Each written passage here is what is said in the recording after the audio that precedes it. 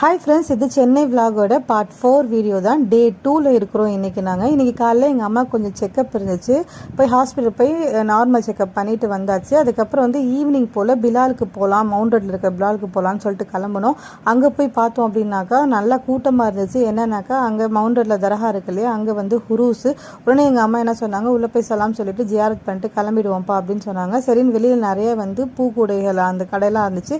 அங்கேயே ஒரு பூத்தட்டை வாங்கிட்டு அவங்களுக்கு தேவையான அத்தரம் வாங்கிட்டு உள்ளே போயிட்டு அவங்களுக்கு சாத்திட்டு அத்தரம் நல்லா தெளிச்சு விட்டுட்டு கொஞ்சம் தியாஜ்மே சலாம் சொல்லிட்டு அங்கேருந்து கிளம்பிட்டோம். பிலாலுக்கு பக்கத்தில் பிலால் எப்போவுமே கூட்டமாக தான் இருக்கும். இன்றைக்கி ரொம்பவும் கூட்டம். ஏன்னா இங்கேயே ஹுரூஸ் இருக்கிறதுனால இங்கே இருக்கிற கூட்டமும் இங்கே வராங்க.